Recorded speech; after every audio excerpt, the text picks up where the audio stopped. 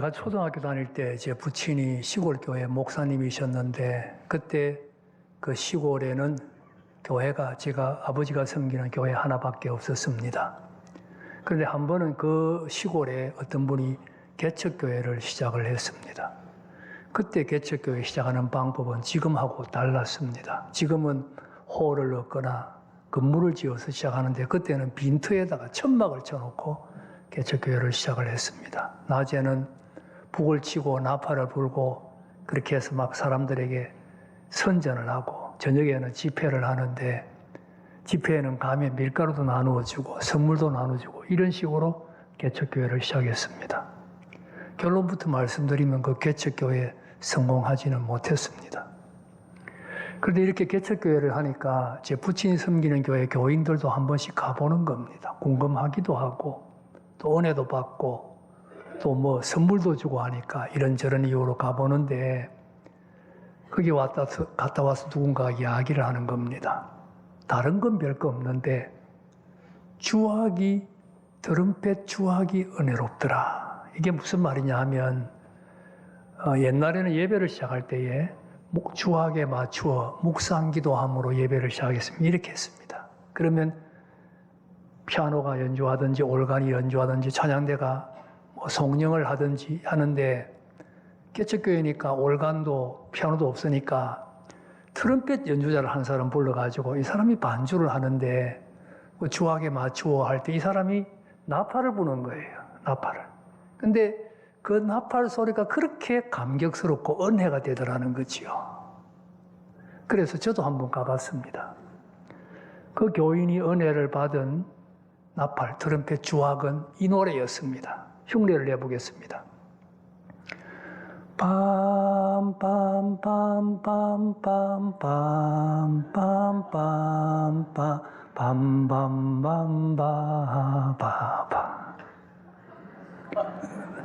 아마 이 연주자가 예수 잘 믿는 사람은 아니었던 것 같고 목사님이 이제 그냥 불러가지고 반주를 시키니까 찬송은 시킨 대로 하면 되는데 주악은 자기 마음대로 연주할 수 있으니까 이 곡을 연주했던 것이 아닌가 생각되는데 이게 그렇게 은혜가 되더라고.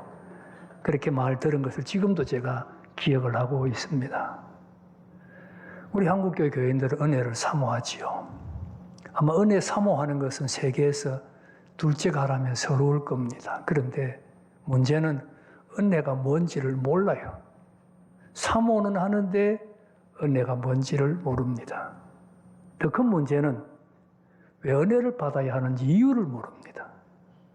은혜를 사모하고 또 은혜를 받는데 왜 은혜를 받아야 하는지 목적, 이유가 분명하지가 않습니다. 이유를 모릅니다. 어느 목사님이 철야기도회를 갔어요. 갔는데 이제 그냥 밤새도록 개인적으로 철야기도를 하는데 목사님이 기도를 하는데 앞에 앉아있는 분은 밤새도록 철야기도하면서 충만 계속 충만 그러더랍니다. 그 아침에 물어봤대요. 밤새도록 충만 그러는데 그게 무슨 뜻입니까?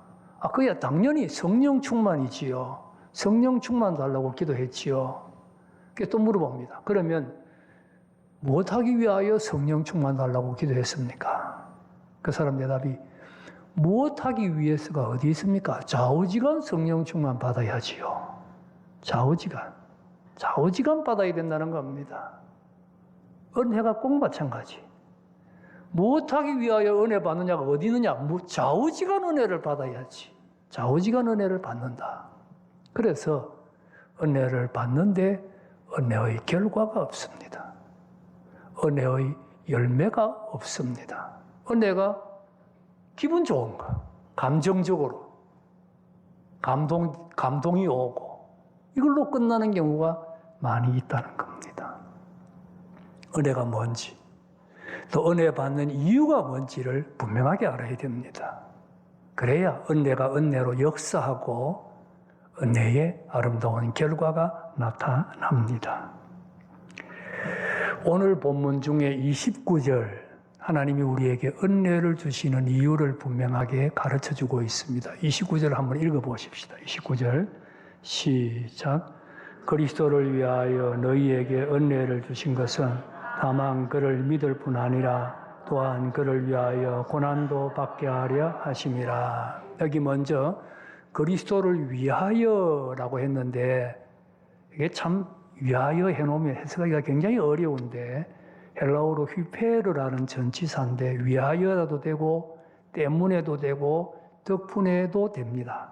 그리스도 때문에 그냥 그렇게 은혜의 근거, 은혜는 그리스도 때문에 주시는 것이다. 이렇게 이해하면 되겠습니다. 그리스도가 은혜의 근거다. 그렇게 말씀하고 그 다음에 은혜를 주시는 두 가지 이유가 나타납니다. 첫 번째 나타나는 이유가 뭐냐? 예수 믿도록 주신다는 거예요. 그리스도를 위하여 너희에게 은혜를 주신 것은 뭐라고요? 다만 그를 믿을 뿐 아니라 그를 믿도록 예수 믿도록 은혜를 주신다는 겁니다. 은혜가 뭐냐? 예수 믿는 것이 은혜입니다. 예수 믿는 것, 이것보다 더 큰 은혜가 없습니다. 은혜 중에 은혜, 최고의 은혜는 예수 믿는 것이 최고의 은혜입니다. 아멘. 전도를 해보신 분은 그런 경험이 있을 거예요. 전도라는 것이 어떤 분은 쉽게 되는데 어떤 분은 잘 안 됩니다. 믿을 것 같은데 안 믿어요. 정말 믿을 것 같은데 안 믿는 거예요. 나도 답답하고 본인도 답답합니다. 상대방도 답답합니다. 그런데 왜 안 믿습니까? 안 믿어지니까. 안 믿어지는데 어떻게 하라는 겁니까? 안 믿어지는데. 안 믿어지니까 안 믿는 거예요. 여러분, 예수님 당시에 유대인들이 예수님에게 표적을 보여달라 그랬습니다.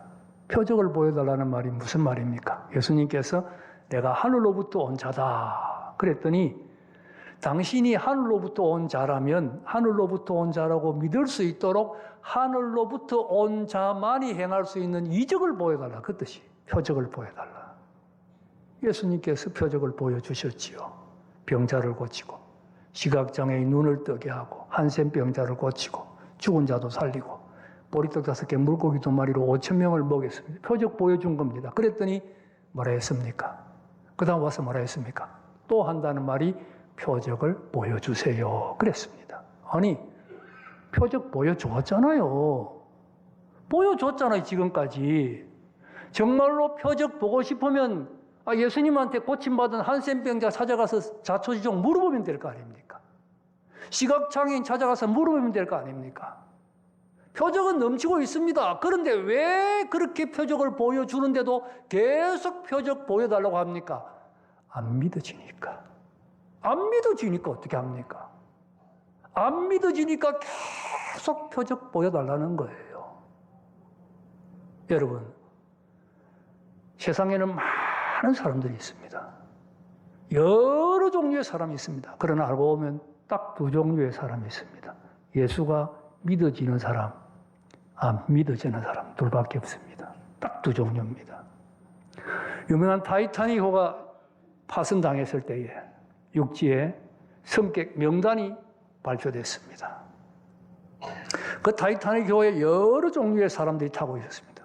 귀족도 있고 천빈도 있고 유식한 사람도 있고 무식한 사람도 있고 부자도 있고 가난한 사람도 있고 그런데 그런 구별 일체 없습니다. 딱 둘로 명단은 둘로 나누었습니다. 하나는 구조자, 실종자.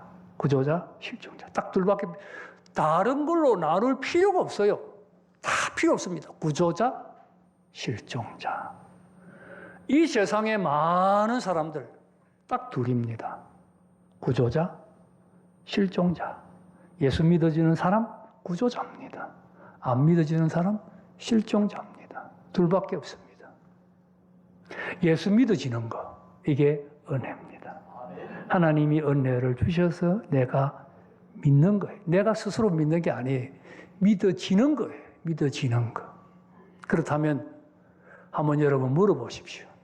스스로. 나는 예수님이 나를 사랑하셔서 내 죄를 대신해서 십자가에 못 박혀 돌아가신 내 구주다. 여러분 믿는가 한번 점검해 보세요. 내가 집사인데, 내가 권사인데, 내가 예수를 얼마나 오래 믿었는데 나를 뭘로 보고? 아닙니다. 여러분이 어떤 직분을 가졌든 얼마나 오래 예수 믿었든 상관없습니다. 예수님이 구주로 믿어지면 여러분 은혜 받은 사람입니다. 최고의 은혜를 받은 사람입니다. 안 믿어지면 아직 은혜 받지 못했습니다. 이 은혜는 내가 말씀을 잘 들을 때 하나님이 주시는 은혜입니다. 앞으로 말씀 잘 들어서 예수 믿어야 됩니다. 믿어지게 해달라고 기도해야 됩니다. 예수 믿는 것 이상의 은혜는 없습니다. 최고, 은혜 중의 은혜, 최고의 은혜는 예수가 구주로 믿는 겁니다. 그리스도를 위하여 우리에게 은혜를, 너희에게 은혜를 주신 것은 다만 그를 믿을 뿐 아니라 믿도록 은혜 주십니다. 두 번째, 은혜 주신 두 번째 이유가 있습니다. 29절 또 읽겠습니다. 29절 시작. 그리스도를 위하여 너희에게 은혜를 주신 것은 다만 그를 믿을 뿐 아니라 또한 그를 위하여 고난도 받게 하려 하심이라. 두 번째는 뭡니까? 또한 그를 위하여 뭘 받게 하려고요? 고난도 받게 하려 하심이라. 예수를 믿으면 고난이 있는데 내 힘으로 고난 감당할 수 없기에 고난 감당할 수 있도록 은혜를 주신다는 거예요. 고난도 감당하게 하려 하심이라. 우리 본문의 문맥이 그래요. 이 27절부터의 말씀은 빌립보 교회가 당한 외적인 어려움에 대한 권면입니다. 외적인 어려움, 박해, 비난, 핍박. 여기에 대해서 바울이 빌립보 성도들에게 27절에 복음에 합당하게 생활하라. 이 말은 예수 믿는 거 감추지 마라. 정정당당하게 예수 믿는 사람답게 대응하라. 그런 뜻입니다. 그리고 한 마음으로 협력하라. 밖에 적이 있는데 우리끼리 싸우면 안 되잖아요. 공동정선을 펴라. 마음이 하나 되어서 한 마음으로 외부의 적을 대적하라. 28절에는 대적하는 자를 두려워하지 말라 그랬습니다. 대적한다는 것 자체가 저들에게는 멸망의 증거요, 너희들에게는 구원의 증거다. 그렇습니다. 기독교를 대적하고 승리한 사람은 없습니다. 교회를 박해하는 것은 그 자체가 멸망의 증거입니다. 또 그리스도를 위하여 고난당하는 것은 그 자체가 구원받은 증거니까 기뻐하라는 거예요. 그러면서 29절이 이어지는 겁니다. 이런 어려움이 있는데 은혜를 주신 것은 주님을 위하여 고난 감당할 수 있도록 은혜를 주신 것이다. 여기에 은혜 주신 두 번째 이유가 있다는 진리지요. 이런 고난을 이야기하면 여러분 생각해요. 우리는 지금 그런 고난이 없는데 이렇게 생각하실 수 있습니다. 지금 예수 믿는다고 감옥에 가는 것도 아니고 순교하는 것도 아니고 매 맞는 것도 아니고 사실이 그렇죠. 북한 같은 특별한 나라에서는 지금도 이런 박해가 있지만 우리는 지금 사실 그런 박해는 없습니다. 그래서 이 그리스도를 위한 고난을 나와 상관없는 것으로 생각할 수가 있습니다. 아닙니다. 잘못된 생각입니다. 지금도 우리는 세상 속에서 예수 믿습니다. 세상은 악합니다. 예수 잘 믿으려고 하면, 바로 믿으려고 하면, 말씀대로 살려고 하면 손해가 있고 어려움이 있습니다. 그것이 그리스도를 위하여 당하는 고난입니다. 오늘도 이 편안한 세상에서 정말 말씀대로 바로 살려고 하면 불편함이 있습니다. 그것이 그리스도를 위한 고난입니다. 그 불편함 기쁨으로 감당할 수 있도록 은혜를 주신다는 말씀이에요. 미생이라는 드라마에 대해서 여러분 들어보셨어요? 미생? 인기가 있는 드라마고 인기가 있어가지고 한번 끝났는데 다시 하고 있습니다. 미생. 미생은 바둑 용어인데 바둑 둘 때에 미생, 아직 살지 못한 돌이에요. 살지 못한 돌. 그러니까 이건 뜨는 사람에 따라 죽을 수도 있고 살 수도 있는 돌이 미생입니다. 직장 생활의 어려움을 그린 드라마예요. 직장인이 미생하고 똑같다는 겁니다. 직장인 잘하면 죽고 잘못하면 죽고 잘하면 살고, 그래서 직장인이 얼마나 힘들고 어려운가 하는 것을 묘사한 드라마인데 이 드라마가 굉장히 인기를 끌었어요. 사람들이 야, 직장 생활이 저렇게 어렵나 놀랐어요. 어떤 아내들은 우리 남편이 저렇게 직장 생활 힘들게 하나 그래가지고 반찬이 막 좋아지고 그랬답니다. 이 드라마를 보고. 그래가지고 이게 진짜 직장 생활이 저렇게 어려우냐 막 떠드니까 신문에 한번 기사가 실렸어요. 그 기사의 주제가 뭐냐니까 실제 직장 생활이 미생 드라마처럼 어려운가 하는 내용이었는데 그 글의 내용은 두 가지 빼놓고는 똑같다는 겁니다. 딱 두 가지 외에는 실제하고 그 드라마가 똑같다 그랬어요. 두 가지는 뭐냐? 하나는 직장인들의 외모, 탤런트처럼 그렇게 잘생기지 않았다. 또 하나는 여성 직장인들의 S라인, 그 여성 직장인들 그 탤런트처럼 날씬하지 않다. 그 두 가지 빼고는 똑같다 그랬어요. 그만큼 직장 생활이 어렵다는 겁니다. 여러분, 그냥 해도 어려운 직장 생활인데 거기서 내가 예수 믿기 때문에 정직하게 하고 바로 하려고 하면 얼마나 어렵습니까? 그 어려움이 그리스도를 위하여 당하는 고난이에요. 고난. 그거 감당할 수 있도록 은혜 주시는 거예요. 감당할 수 있도록 은혜 주시는 거예요. 제 가족 이야기를 해서 죄송합니다만 저게는 사위가 둘이 있습니다. 큰 사위는 조금 큰 회사 다니고 작은 사위는 조금 작은 회사를 다닙니다. 큰 사위는 퇴근 시간이 평균 매일 11시 아니면 12시. 가끔 딸 집에 가면 큰 사위는 저녁에 얼굴을 못 봐요. 11시, 12시. 그래, 왜 늦게 오냐 물어보면 야근한다는 거예요, 야근. 야근하고 가끔은 회식을 한다는 거예요, 회식. 그러면 여러분, 자, 11시, 12시까지 회식하면 밥 먹습니까? 11시, 12시까지 저녁 먹는 사람 있습니까? 뭘 먹습니까? 술 마시는 거예요. 11시, 12시 술 마시는 겁니다. 그러면 제 사위는 술 안 마십니다. 얼마나 그게 불편하고 힘든 자리예요. 여러분, 제 사위만 그렇습니까? 많은 그리스도인들이 예수 믿는 이유 하나로 그 11시, 12시까지 술자리에 술도 안 마시고 앉아 있어요. 그게 그리스도를 위하여 당하는 고난이에요, 고난. 그거 감당할 수 있도록 은혜 주신다는 겁니다. 그거 감당할 수 있도록 은혜 주시는 거예요. 직장인만 그렇습니까? 자영업 하는 분들은 어려움 없습니까? 정직하게 하고 바르게 하려면 많은 어려움이 있지요. 예수 믿지 않는 가족들 때문에 어려움 당하는 믿는 사람도 있습니다. 아니, 우리 모두가 이 악한 세상에서 그래도 말씀대로 살고 그래도 하나님 앞에 바르게 살고 하나님 기쁘시게 하는 삶을 살려고 하면 손해가 있습니다. 어려움이 있습니다. 그것이 그리스도를 위하여 당하는 고난입니다. 그 고난 감당할 수 있도록 은혜 주시는 거예요. 은혜 받고 힘 얻어 그 감당한다는 이야기시죠. 그를 위하여 고난도 감당하게 하려 하십니다. 여러분, 은혜 받으면 그 힘으로 세상에서 그리스도인답게 사는 겁니다. 그런데 많은 경우 우리가 세상에서 그렇게 살지를 못해요. 여기 문제가 있지요.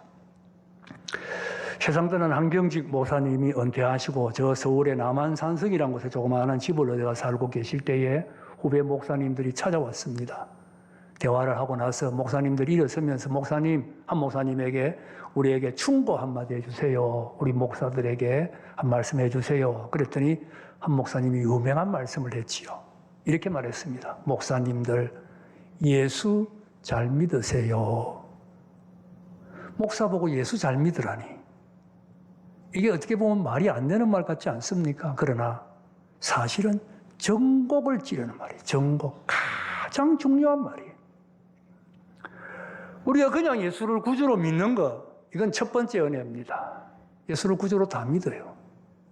예수 잘 믿는 것, 이건 두 번째 은혜입니다. 세상에서 주님을 위하여 고난 당하는 겁니다. 구별된 삶을 사는 겁니다. 말씀대로 살고 주님을 기쁘시게 하는 삶을 사는 겁니다. 그런데 오늘 문제가 여기 있다는 거예요. 왜 예수 믿는 사람들이 세상에서 손가락질을 당합니까? 왜 기독교를 사람들이 개독교라고 비난합니까? 물론 비난하는 사람들도 나쁘지만 우리가 그리스도인답게 살지 못한 책임이 있다는 거예요. 세상에서 세상 사람들과 다르게 살지 못한 책임이 있다는 겁니다. 왜 그렇게 살지를 못했습니까? 은혜를 바로 받지 못한 겁니다. 은혜를 기분만 좋았지 제대로 받지를 못한 겁니다. 어떤 분이 글을 썼는데 우리나라 기독교인들을 가르쳐서 소쿠리 신앙이라. 소쿠리, 여러분 소쿠리 아시죠? 소쿠리. 소쿠리는 물에 집어넣으면 금방 물이 그 안에 가득해집니다. 무슨 말이냐? 은혜 있는 곳에 가면 금방 그 심령 안에 은혜가 충만하게 된다는 거예요. 말씀에 은혜 받고, 예배에 은혜 받고, 기도에 은혜 받고, 찬양에 은혜 받고, 은혜가 충만하게 됩니다.